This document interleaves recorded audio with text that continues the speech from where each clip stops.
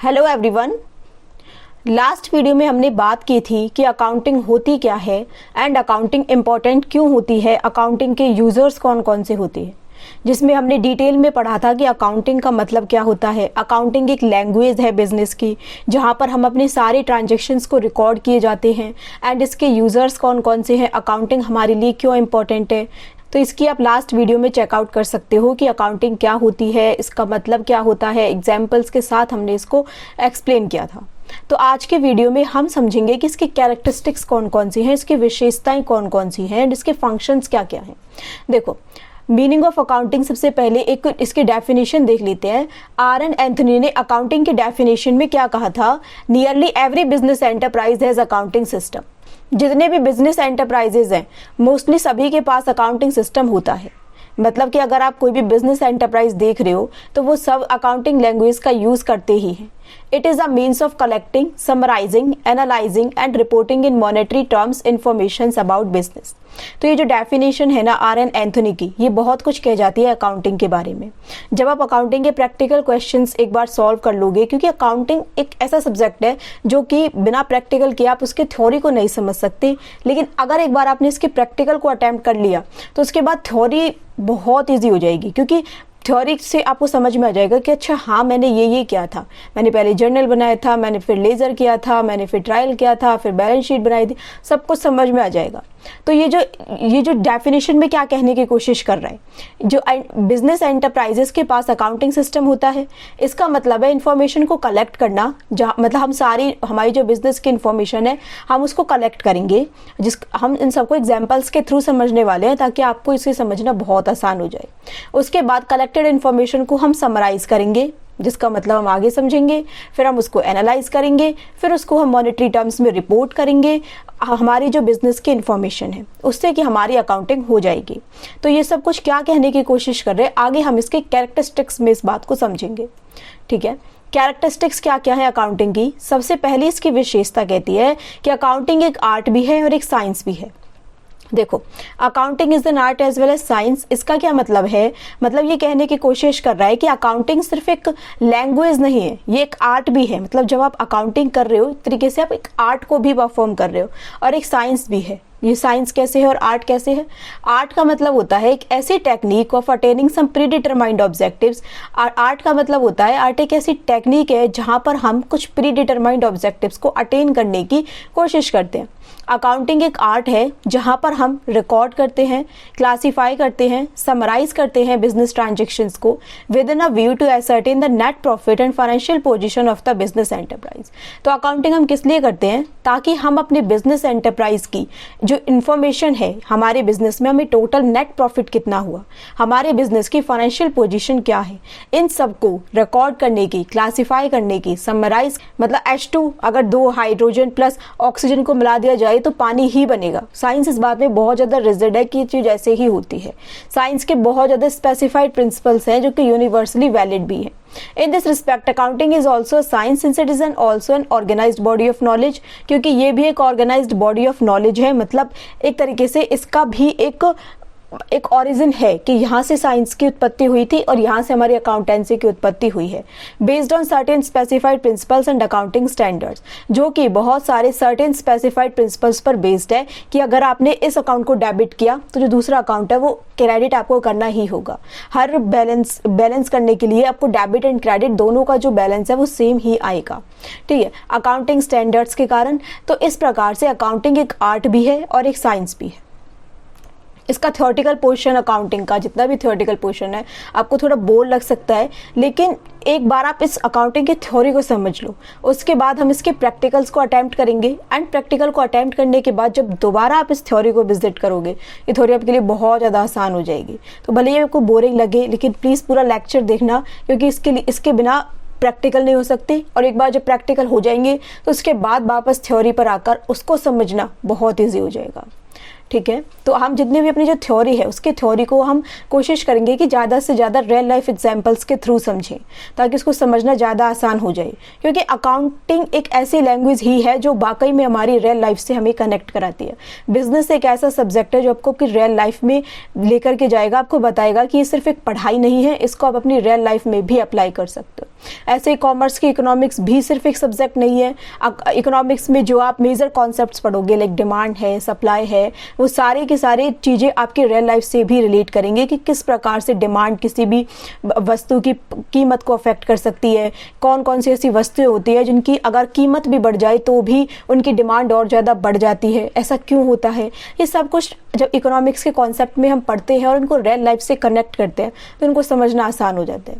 ऐसे ही हम पूरे के पूरे अपने अकाउंट्स को भी पढ़ेंगे, तो इसके थ्योरेटिकल पोर्शन को थोड़ा ध्यान से पढ़ना, फिर इसके बाद प्रैक्टिकल करना, ताकि बहुत ज़्यादा आसान हो जाए। और अकाउंटिंग पढ़ने में सचमुच एक बहुत इंटरेस्टिंग सब्जेक्ट है। तो इसके सेकंड कैरेक्टरिस्टिक है recording of financial transactions only those transactions and events are recorded in accounting which are of a financial character. अब इसका क्या मतलब है कि हम जब कभी भी अकाउंटिंग करेंगे ना, तो अकाउंटिंग में केवल और केवल हम उन्हीं ट्रांजेक्शंस, उन्हीं लेन देन, उन्हीं इवेंट्स को रिकॉर्ड करेंगे जो कि फाइनेंशियल कैरेक्टर के हैं। अब इसका क्या मतलब है, आप जब कभी भी अकाउंटिंग में रिकॉर्डिंग करोगे, जब कभी भी आपके पास एक इन्फॉर्मेशन दे दी गई है, जैसा कि हमने अपनी फर्स्ट वीडियो में डिस्कस किया था कि आप अपने आप को समझोगे एज अ मैनेजर। हम अकाउंटिंग पढ़ रहे हैं, हम अपने आप को ट्रीट करेंगे एज अ मैनेजर कि हम एक मैनेजर हैं। अब मैनेजर, आप मैनेजर हो किसी भी कंपनी के, जो भी अपने कंपनी अपने मन में सोची थी कि मेरी कंपनी का नाम ये होगा, अभी फिलहाल मैं उस कंपनी का मैनेजर हूँ। तो मैनेजर के पास, आपके पास इन्फॉर्मेशन आ गई है कि हमारे पास ये इन्फॉर्मेशन है, आप इनकी रिकॉर्डिंग कर दो। तो उनमें से आप केवल और केवल फाइनेंशियल कैरेक्टर्स की ही रिकॉर्डिंग करोगे। There are so many transactions in the business which are very important for business, but which cannot be measured and expressed in terms of money, and has such transactions will not be recorded. हमारे जो business में बहुत सारे ऐसे transactions होते हैं जो business के लिए इंपॉर्टेंट तो बहुत ज़्यादा हैं, लेकिन उनको क्योंकि फाइनेंशियल कैरेक्टर्स के टर्म्स में मेजर या एक्सप्रेस नहीं किया जा सकता, इसलिए उनकी रिकॉर्डिंग भी नहीं होगी। आप जैसे कि एग्जाम्पल के थ्रू समझता है, आप हो किसी कंपनी के मैनेजर, ठीक है, अपनी कंपनी के आप मैनेजर हो, अकाउंटेंट हो, अब जो भी हो, ठीक है। अब आपके पास इंफॉर्मेशन आती है कि वर्कर्स की एफिशिएंसी इस प्रकार की रही है, गुड रिलेशंस रहे हैं, एम्प्लॉयज़ ने स्ट्राइक कर दी है, तो इन सब का आपके बिजनेस पर इफेक्ट तो पड़ रहा है। एम्प्लॉयज़ अगर स्ट्राइक कर देंगे तो आपका प्रोडक्शन भी रुकेगा, आपकी सेल्स, परचेज, सब चीज़ों पर असर पड़ेगा। लेकिन क्योंकि अब आप इसको फाइनेंशियल टर्म्स में मेजर नहीं कर सकते कि इससे आपको कितना नुकसान हुआ, इसलिए आप इसकी रिकॉर्डिंग भी नहीं कर सकते।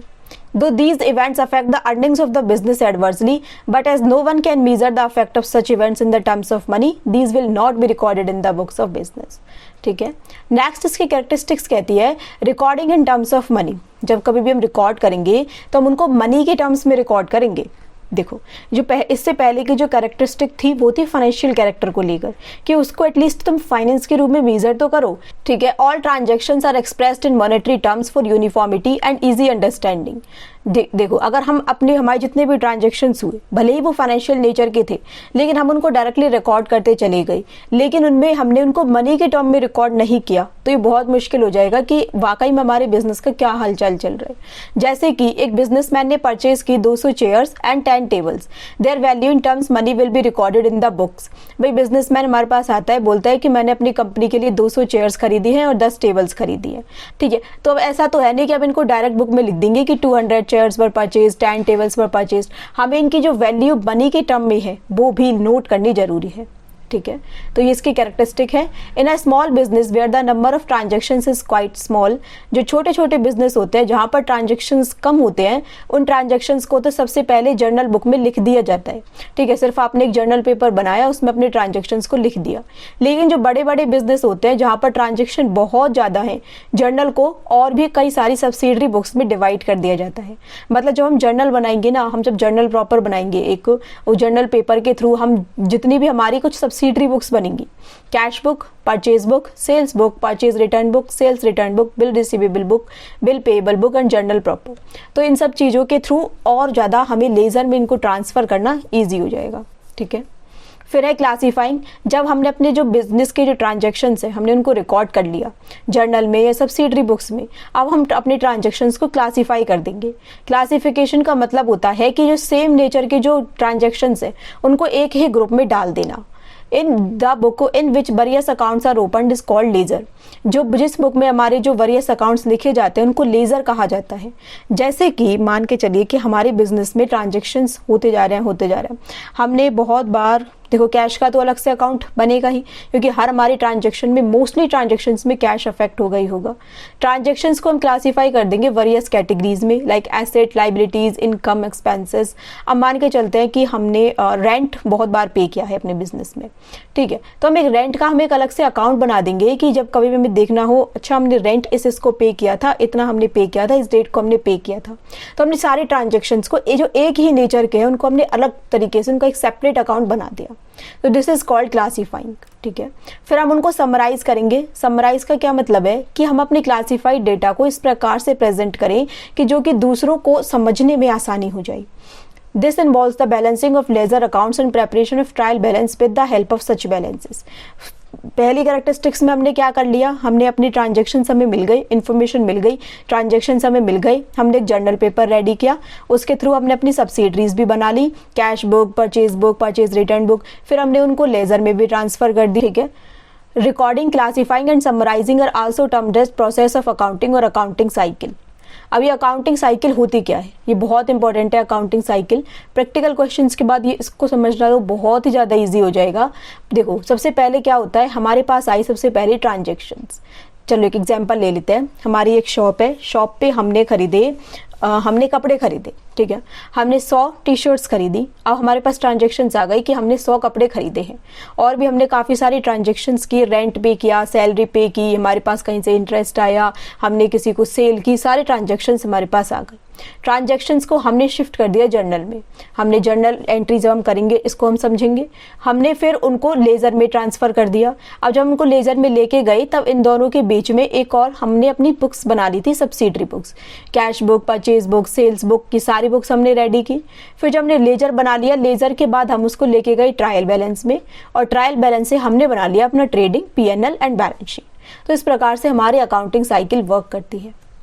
फिर है इंटरप्रिटेशन ऑफ द रिजल्ट। अब जो कोई भी आपका रिजल्ट आया आप उसको इंटरप्रेट कर दोगे कि ये रहा हमारा रिजल्ट और ये रही, आप इसको पढ़ सकते हो। अब हमारी बिजनेस में कौन कौन सी पार्टी सबसे ज़्यादा इंटरेस्टेड रहेंगी? प्रोपराइटर, भाई उन्होंने पैसा लगाया हुआ है, वो जानना चाहेंगे कि हमारे बिजनेस का क्या हालचाल है। मैनेजर्स अपने बिजनेस के फाइनेंशियल डिसीजंस को लेने के लिए, बैंक्स ये देखने के लिए कि इस कंपनी को हम लोन दें ना दें, इस कंपनी की फाइनेंशियल पोजीशन कैसी है।